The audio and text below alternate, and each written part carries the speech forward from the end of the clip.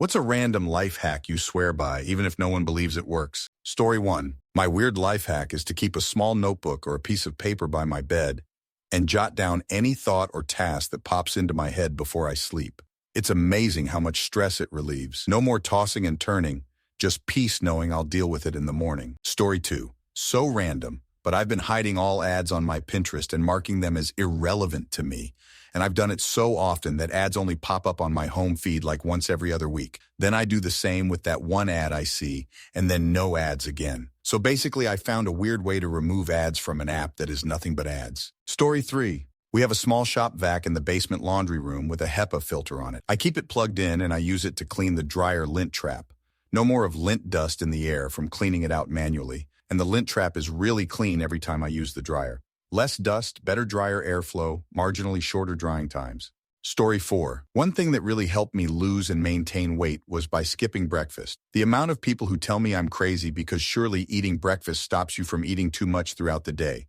No, that's not how it works. I found that I don't need to eat before lunchtime to function properly, and eating breakfast was just adding unnecessary calories. There is no such thing as most important meal of the day, which was a slogan made up by breakfast cereal companies. Story 5. Use the banana peel method for important things or objects. This refers to placing somewhere you have to step on it, referring to the slapstick comedy trope of people slipping on a banana peel. For example, if you have a USB drive you need to take to work, put it on top of your keys by the door. If you have some earrings a friend left at your house and you're going to see them later, put them in your shoes. Need to take a textbook to class. Put your keys on top of it. At night, I put my glasses beside my medication before bed. When I wake up, first thing I want is to put on my glasses. I walk out of my room, grab them, then grab my meds because they're right there. Haven't missed a dose in years. Works like a charm. Story 6. If you have a mosquito bite that is really itchy, take your shower head and just blast it with water as hot as you can stand. You feel the itchiness just melt away. I've tried every method, product, tip, and trick over the years, and this is the only thing that has ever brought any relief. The relief normally lasts for about 24 hours. Story 7. If water is in your ear, say swimming or at the beach, just add more water in your ear and have the ear affected, facing up and jiggle the water. It'll break the air bubble and drain all the trapped water out. Had this happened to a friend and I told him that, and he low-key annoyed me because he didn't believe it, then later tried it and worked straight away, lol. Story 8. If you have the freedom, here's a guaranteed way to spend only an hour at the DMV. Go at 4:30 if they close at 5. Usually they stop letting people in close to 5. Then service the remaining customers. The workers are now motivated to be urgent and go home. Wait time is shortened and you're out by 5:30. Story 9. If you're worried you didn't turn off an appliance or item in your house, stove, lamp, heater, etc., take a photo after you've turned it off prior. I do this for my office space heater. Every time I turn it off for the day, I snap a photo of it. That way, if I think I've forgotten, which happens often, I can always look at my phone and the photo I've taken. Story 10. Start an Excel doc with every significant purchase you make. Egg over 100E. Where, when, how much warranty, where's the receipt, link to manual, etc., etc. 6. Yo dishwasher died the other day and I was able to go back and check the price and location so I could get a good deal on a new one because I knew all the details from before. I even had the plumber's website saved and was able to contact them. Stereo died and I thought maybe it was still in warranty. And instead of trawling email or hoping to find a receipt somewhere, I looked it up in 10 seconds. It was out of warranty, but I knew fast. Story 11. Trusting people by default. As long as the cost of betrayal isn't harsh, I won't secure potential risks. That's what I call the coin pot vulnerability. I got a pot where I put excessive coins I may have in my pockets. When I invite friends, I don't bother hiding it. First, it shows I do trust in them, which is always something pleasing to know. And secondly, if someone does take a grab, I'll know they're not really a friend, which is worth much more than the few coins I lost in the process. It goes the same way for sharing stuff about yourself with other people. I do believe most people over-secure their small vulnerabilities, which robs them of the opportunities of having pleasant surprises. If they never give other people opportunities of being trustworthy, then they'll never find anybody to trust. Story 12. House dirty and can't be had to clean? Set a timer for 5 minutes and just get to it. Once the timer is done, go back to messing around. Even if it is just cleaning a side table / dusting some shelves / eat. Do this at least once a day. Once you start realizing you may want to do more, do a 10 minutes timer. Also, whenever you leave a room, take something that doesn't belong in there with you to put in its proper place. A cup, dirty clothes, a bag. If you do this, your house will get surprisingly clean, surprisingly fast. Story 13. If you are male and have that stage fright feeling of being in a public toilet when you really need to pee but just can't, do division in your head. I pick a couple of random numbers, say 12,965 divided by 87, and by the time I'm halfway close to working it out, I can just pee. It probably helps that I am really at maths, so have to concentrate quite hard to do it. It used to be quite an issue for me, but since I learned that little trick, it's not been a problem since. Story 14. The correct amount of sugar in a cake is the amount of flour divided by 2. I learned this from my family, but nobody else seems to think this is a good idea. But when I make a cake for a birthday or something, it's always completely gone. So I guess it was good after all. I just feel like with that amount of sugar, you almost always end up with a cake that is sweet, but the sweetness is more of a side note than the main flavor. Story 15. CLEP exams are a cheap and quick way to get college credits for things like literature, humanities, and history without having to pay college-level prices. About 20 years ago, they saved my butt when I was in danger of being held back from graduation because a disastrous semester as a bio major put me that deep in the hole with my credit requirement. Story 16. For all the smokers, if you find a pack of cigarettes laying on the side of the road, that means someone threw it to the side, so it's empty. When you find one in the middle of the path or bike lane, more times than often the pack fell out of someone's pocket and still has cigarettes in it. Nobody throws away their trash by just dropping it. It's always thrown to the side for some reason. Story 17. I raise my children to be friendly and chummy to service workers. Rapport helps everything. It never helps to get with them and mistreat them. But even if you are a douche that mistreats working people, it does you well to be friendly and polite, as if they can do something to help you or fix a problem, they will. Sad treating people with decency is a life hack, but here we are. Story 18. If you struggle with getting started with work each day, next time when you are done with work, take 2 minutes to write down the next very small, approximately 5-min task you could do the next time you start. I find that it's way easier to keep going if I can just get started, and way easier to think of a start task when finishing work versus groggy after waking up. This probably doesn't work if you're IDK a lumberjack or something, but works great with programming at least. I'd imagine it would help with any creative block. Story 19. When some electronic thing is starting to flake out, openly discuss replacing it within earshot of said device. Miraculously, it starts functioning again or better. This has happened many times over my decades, both at home and work. Probably coincidence, but it happens enough that my family has noticed. And no, I don't think these devices are bugged and the man is trying to keep me from replacing them, LOL. Story 20. Squeaky door hinge? You don't need messy oil or anything else for it. Just put some liquid hand soap on it. It will shut up right away. Don't even need to take the pin out usually. Just put some soap on the hinge and let it run down inside it. It may not last forever, but in my experience, it'll be quiet for more or less a year. Very useful tip to lazy people like me who would rather listen to a squeaky door for a year than go fetch the oil, or even worse, go buy some oil. Story 21. Having only one of each dish and utensil per person, one plate, bowl, cup, spoon, fork, etc., and wash them each time you use them. I instituted the rule when living with my dad in high school because I was tired of the sink filling up with dishes. Lo and behold, it works. You just get into the habit of doing a couple dishes at a time, so it no longer seems like a daunting ordeal. Yet I'm scoffed at whenever I propose it to others. The most common refrain is, "What about guests?"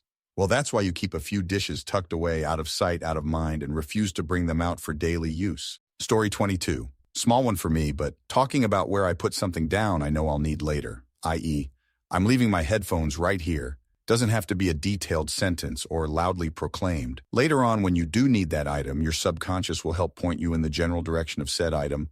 Might not be immediate, but it'll get you there faster. Story 23. I found this advice in a book I read in high school, and I have used it mostly successfully ever since.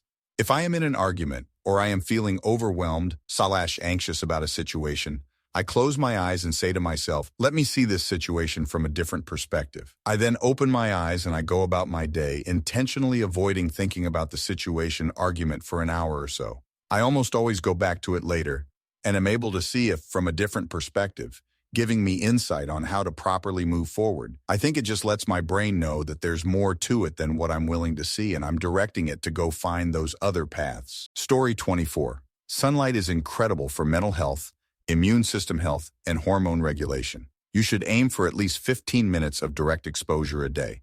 Not only does it help vitamin D synthesis, which improves your immune system, it also properly adjusts your circadian rhythm, which helps you sleep properly at night. A lack of good sleep wrecks your immune system to begin with, and when you add inadequate sun exposure, your body's natural defense against illness lowers pretty significantly. A large majority of the population being vitamin D deficient only makes matters worse. The positive benefits outweigh the negative risks, and the risks are overblown by fear-mongering to begin with. I thought it was worth mentioning, since sunlight, in any amount, is considered bad on much of Reddit. The truth couldn't be more different. Story 25. I always had trouble finding pillows that work for me.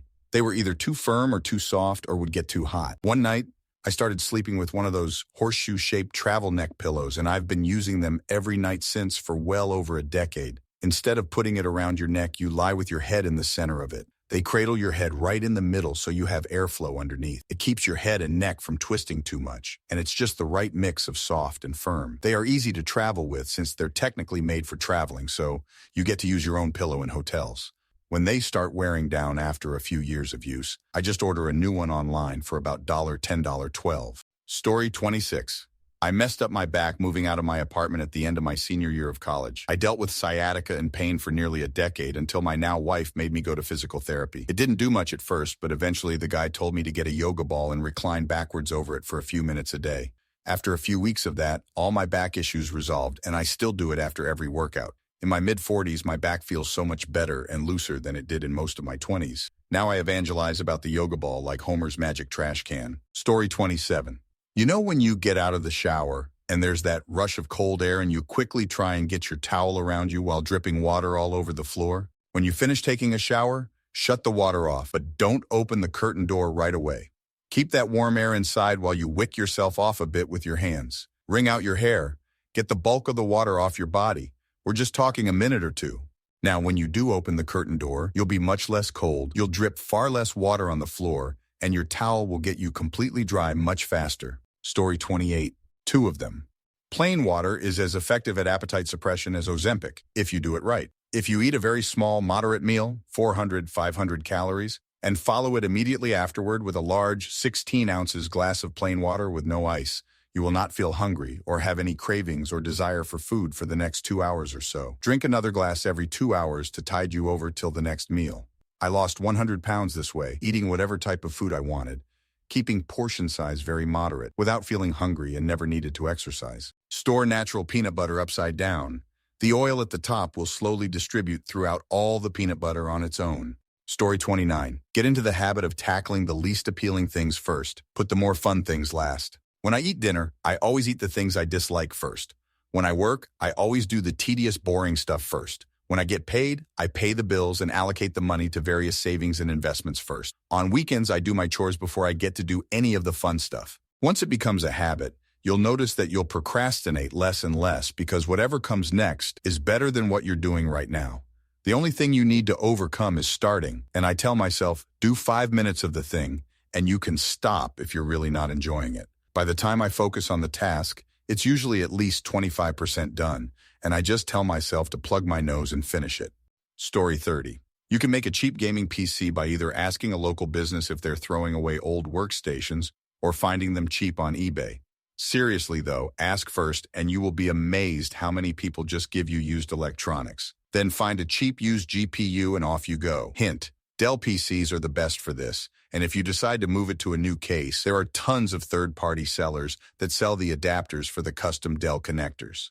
Story 31. Be patient, kind, and apologetic to customer service when you call to explain why you would like late fees you would like reversed on a bill, or to have a charge reversed. I no longer subscribe to Amazon, but if I had a product that I received that was a bait and switch, poor quality or otherwise not as advertised, I would call and explain. Very often, I'd get a refund with no expectation to return it. If I have late fees or overdraft fees, I call and play, and I'm endlessly patient and kind. I let them explain the policy and show I understand. It's amazing how often they will refund a fee just this once as a courtesy. 9/10. The fee is reversed or I receive some incentive towards a next purchase. Customer service employees have really deeply stressful jobs. When a customer is patient and kind to them, they're often eager to return the kindness.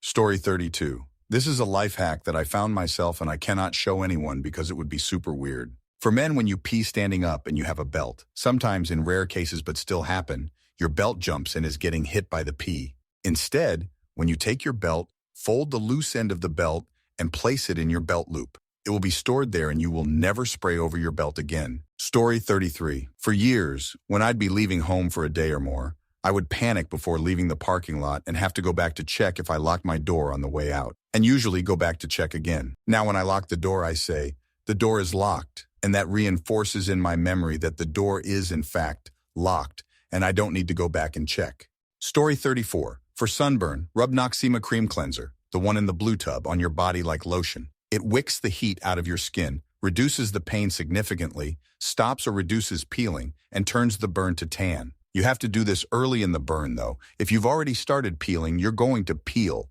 But if you start Noxzema early enough, you won't even peel. Story 35. The reason there are so many hiccups, cures that people swear by, is because hiccups are, at least partially, mental. They'll go away if you believe the cure works. Next time you get the hiccups, just tell yourself you don't have them and they'll go away. It'll work if you believe it will, which also means it gets easier to do every time since you remember it actually worked last time. Story 36. If you lack self-esteem or are very critical of yourself, try the following. Every night before you go to sleep, take a journal and write down 3 things you didn't up that day.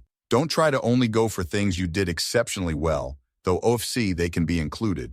Just 3 things you didn't suck at that day. They can be as simple as cooked a healthy meal and did the laundry, called 3 customers and no one got angry at me, was on time for work, or even didn't want to get up but did it anyway. The key is to learn that most of what you're doing every day is absolutely okay. We often put a spotlight on the one time we were late, but don't see the 99 times we weren't, because that's normal. And not doing anything wrong should be the bare minimum, right? Wrong. Not screwing up and just doing your job, managing your day, is worth being happy about. If you did a maths test and didn't make a mistake, you got the highest possible score. You didn't need to go beyond that and prove a new theorem to get an A. If you called 40 clients, screwed up 3 calls, and did 2 exceptionally well, while the other were just normal, you didn't lose 3-2 that day.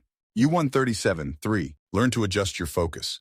And writing down 3 things you didn't do wrong will help you on that path. You're okay. Story 37. If you have ADHD and a car, keep an extra of many things you might need in your car. Extra set of clothes, battery backup and extra cable, first aid kit including common medicines, pen and notebook, the tools you might need for your car, like the wrench that fits your battery cables, screwdrivers that fit car things, a towel, extra sunglasses, an umbrella, etc.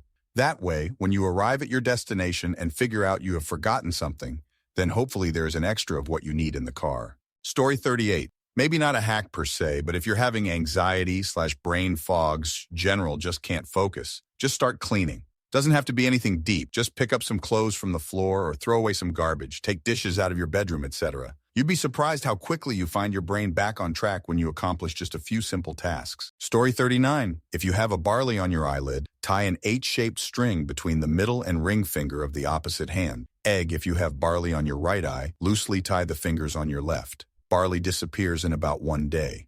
My dad told me about that, and at first I was like, WTF, when did you start doing voodoo? But it really works somehow. P.S. Please don't try this as the only solution. If you have big problems with your eyes, please visit a doctor. You can always do it with a string on your fingers. Story 40. If you have trouble peeing in a public toilet and just can't start, try to visualize the face of someone you know. I'm not saying imagine peeing on them. Just generate a familiar image in your head. The distraction will help you get going. Any visualization would likely work as long as it's something you're familiar with. Story 41. When sitting on the tear and you think it's a clogger, reach back and shut the water off, then flush. Much less mess than an overflowing toilet. The bowl should have enough capacity for the tank's contents and a very little for a plunger to do its work if you're slow and deliberate without getting any on the floor. Story 42. If you think you or your kids have pink eye, use a regular Lipton tea bag to clear it up in minutes. Steep the tea in warm water and then use the saturated bag to flush the eye. The warm water feels wonderful, and the tea does some sort of voodoo which will clear up the pink eye. Story 43. If you have the hiccups, take a mouthful of water, bend over forward as far as you can between your legs, and swallow it slowly. Hiccups gone. I've done this for years, works every time, but anytime I tell someone, they look at me like I'm telling them to juggle chainsaws. Story 44. I used to turn the water pressure on in my shower full crank, and I noticed the hot water cycle wasn't for. When I turned the water pressure only halfway, I noticed it felt mostly the same as full blast, but the hot water cycle lasted forever. I originally assumed everybody already knew that, but each time I mention it, people act like it's totally new information, which makes me wonder. So I'm sharing it here. Bye. Story 45. You know when you're eating or drinking or sometimes just breathing and something goes down the wrong pipe and you start having a coughing fit? I always raise both my arms over my head to stop the coughing. It works for me every time. I always tell my husband or friends to do it, but they just look at me like I'm crazy while they're coughing their lunch up. Story 46. Physically writing things down helps you retain the info. Maybe not a life hack, but certainly has some scientific basis. And in a time where we all do everything electronically, perhaps a lost art. Use a dry erase marker on your mirror to remind yourself of stuff like when you last washed your hair or put in new contacts or whatever else if you tend to lose track of time. Story 47. Avoid chopping boards and extra bowls, etc. By just chopping and prepping all the ingredients in the same bowl you're going to eat your dinner out of. People tell me I'll cause damage using sharp knives on ceramic bowls. IDK how hard these people are slamming their knives, but no damage so far in 3+ years. Disclaimer, I'm vegetarian, so I don't have to worry about salmonella and all that. I have no idea about that, so probably don't do it. Story 48. When I have a craving that is relentless and is driving me crazy, I imagine a control room with a mini-me running the room, and the craving is an annoying personification of it that is over my shoulder getting in the way, talking constantly and trying to touch the controls, and it instantly separates me from the craving and makes me pissed off at it. It goes from me thinking, damn, I want chips, imagine some sweet, crunchy, salty chips right now, and slowly breaking myself down to holy enough already I said no and I can't take your anymore. And I imagine throwing the craving out and closing the door, and most of the time that stops it for a while. If it comes back, I think, oh, you again, who let you back in, get TF out of here. And after doing that a few times, it's like my brain is like me for asking never mind, and I can squash that craving pretty much entirely. I don't know how or when I started doing that, but it's so much better than just ignoring it indefinitely and breaking yourself down from the inside and letting the craving win. It's helped me push away nicotine and alcohol at bad times. I've imagined that kind of craving like an old friend that doesn't understand why you don't want it around, and explaining it to them and effectively yourself makes saying no so much more concrete and final instead of letting it constantly chip away at you. Story 49. If you ever find yourself having to stay overnight at Kansai International Airport, the second floor has sofas by the escalators that are great for laying down and sleeping. They turn off the escalators around midnight and it's mostly empty on the second floor. More so if you go to the far ends of it. Saved myself a lot of money from not having to get a hotel room and still getting on early morning flights. Story 50. If you get hiccups frequently like I used to, you can actually train yourself through controlled breathing to override your spasming diaphragm. I don't have any guide for how I did it, and it's nothing mystical or any other BS like that. I just paid attention to my breathing and which muscles I use, but I can attest that it is possible. It takes a while to get it down pat, but it gets easier with time and muscle memory. Story 51. How to cure hiccups almost instantly. I don't remember where I saw it, but it has never failed me or anyone I have told it to. Take a really deep breath and drink as much water as you can before you need to breathe again. Make sure you're holding that breath the entire time. I don't know why it works, but I don't question it. I hate hiccups. Story 52. If you tend to feel colder than most people, use a dense moisturizer on your skin. Moisturizing reestablishes that barrier that keeps perspiration from evaporating quickly and drying out your skin. You will feel warmer than you do if your skin is dehydrated and dry.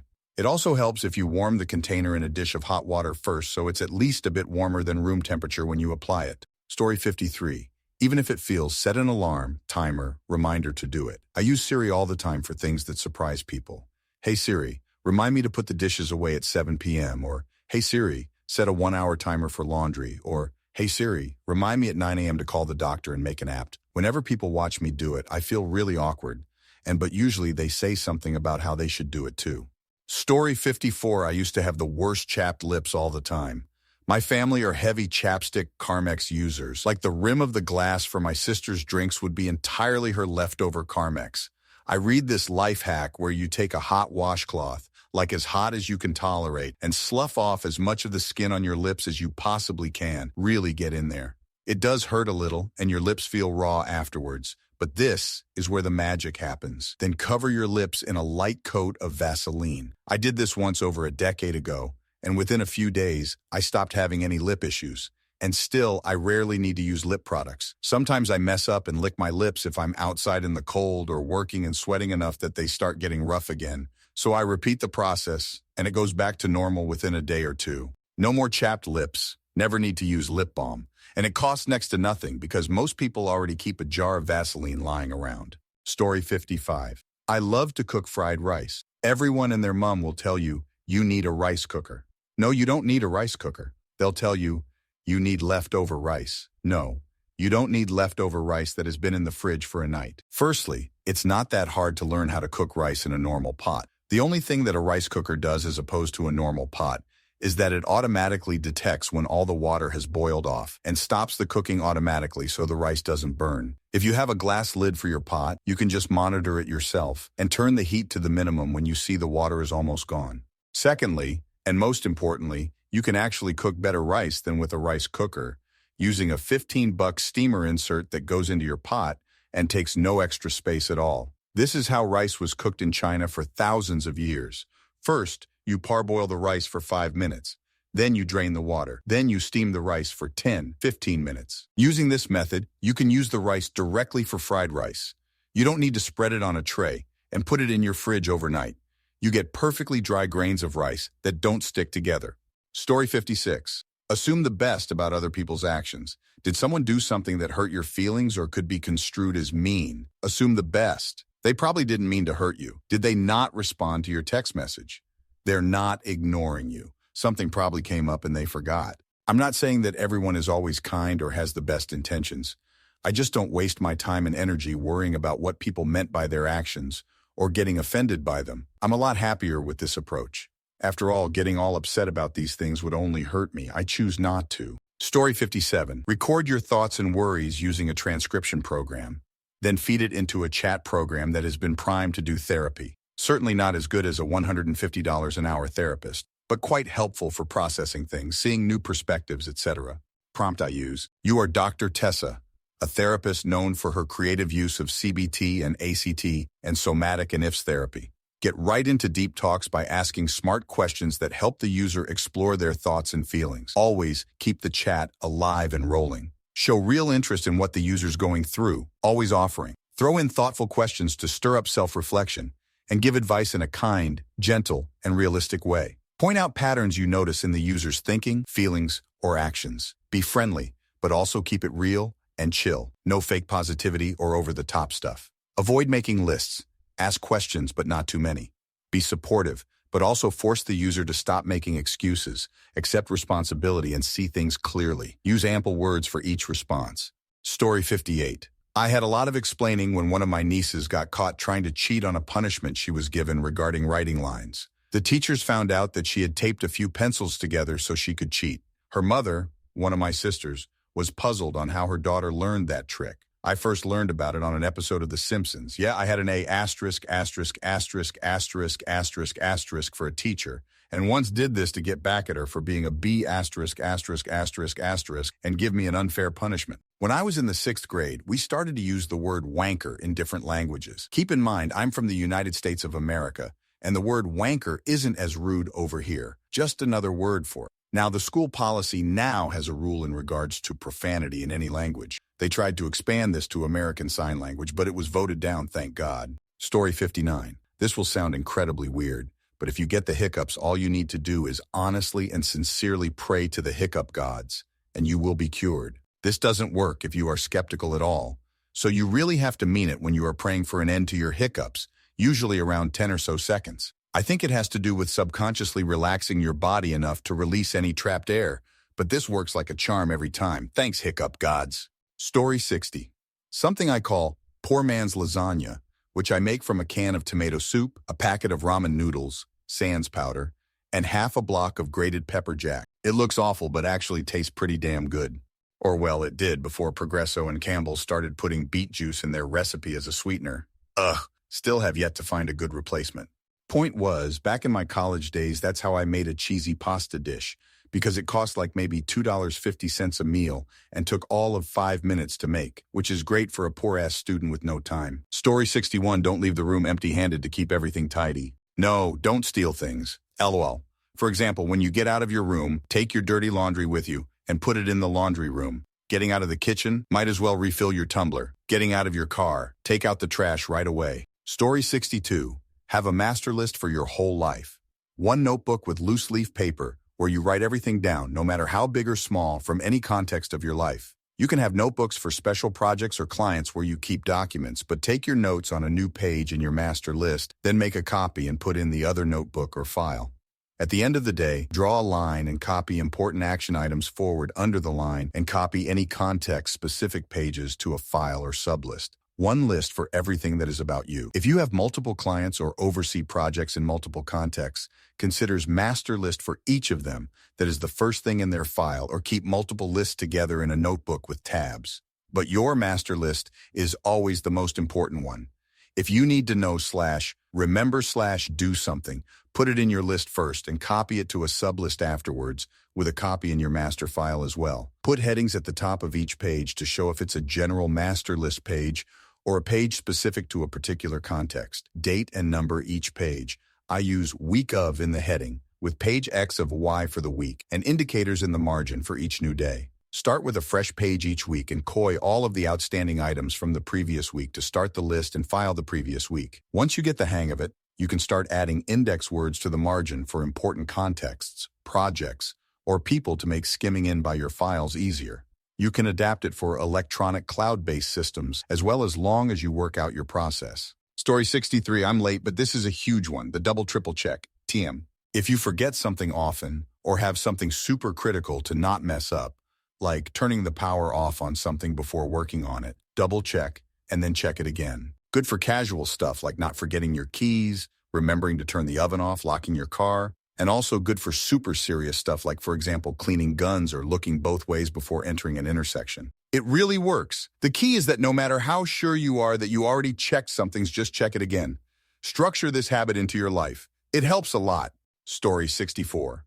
Huel, Soylent, or other such meal replacements. It's not so much that people don't believe they work, but that they are against them on principle or something. But if you find one that you like, and that part really is key, it will save you loads of time in meal prep. Sure, eating real food is enjoyable and a good social activity for many people, but most of your meals aren't like that. If you're busy with work and other real-life stuff, most of the time you just need to get nutrients into your body. Not every meal needs to be some big event. You don't have to have them for every meal, just the time-pressured meals such as breakfast and lunch. Even the founder of Huel doesn't live on 100% Huel. But trust me, if you replace at least some of your meals with these kinds of products, you'll save yourself a lot of time and hassle in trying to eat healthy all the time. Story 65, I learned this from my wife. The cure for hiccups is done by plugging your ears and drinking about 1/2 to 1 cup of some beverage.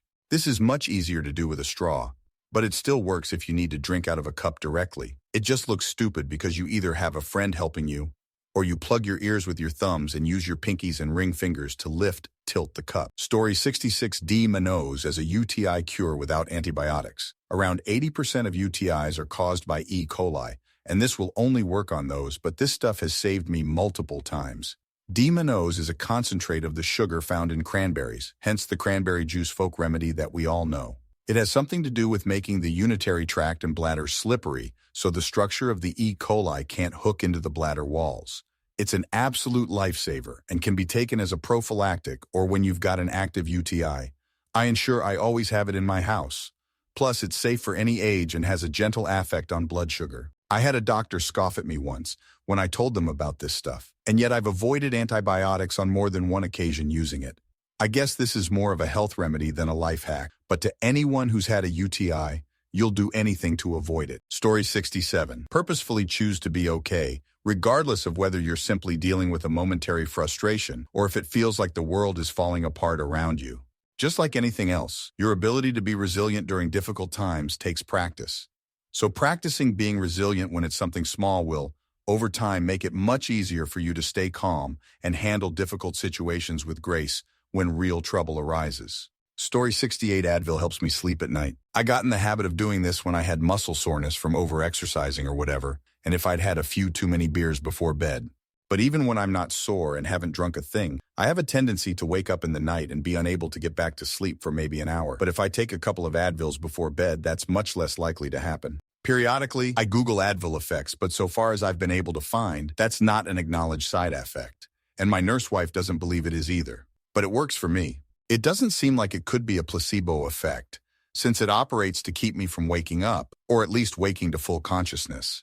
To my knowledge, I've never laid in bed awake thinking, well, I took some Advil before bed, I'll be back asleep in a few minutes. I have, however, laid in bed wishing I had, or wondering whether now that it's 4:30, if there's any point to doing it now. Story 69. When dating a woman, if you feel like she is not the one, treat it as a therapy session. Open up about all of your emotional struggles. The honesty and vulnerability helps her to feel comfortable and open up about her issues as well. You can both mutually gain a free therapy session out of it. You don't have to worry about hurting her feelings by telling her you don't feel the spark, because she will not be interested in you in that way. From there, if you want, you can build a strong, supportive friendship. Story 70. I'm not sure this qualifies, but it has felt like a life hack given how few people follow through with the advice and how very simple and solid it is. Want to be a pipe welder? Buy a welding machine and all the basic tools off of Marketplace, then find scrap metal and practice in your shed, garage, etc. Use the internet. Put forth zero effort when it comes to getting certifications. Get on roadtex.com to find jobs. Bull a resume. Never lie about what you can do. Always lie about how long you've been doing it.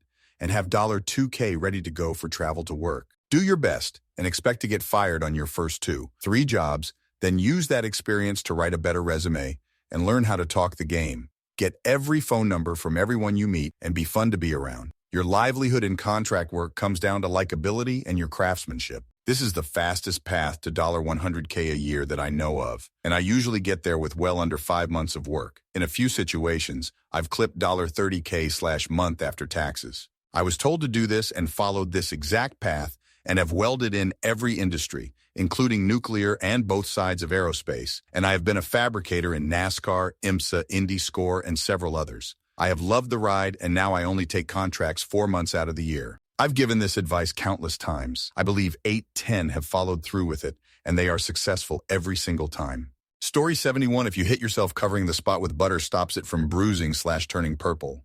I heard that from a kindergarten teacher once and refused to try it for so long because it made no sense to me. Then I hit myself really hard on the forehead and decided give it a go as a last resort. I got huge bump, but it stayed the same color as my skin. I even converted my dermatologist mother. Story 72. Extended fasting. 5-7 days every month. I've been fasting for 24 years, and it is how I've maintained perfect blood chemistry, clear skin, super shiny and healthy hair.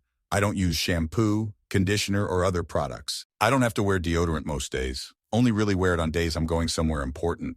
My organs are in top shape for a 42-year woman. People are experiencing the benefits of intermittent fasting. The more who try extended fasting, the healthier we will all be.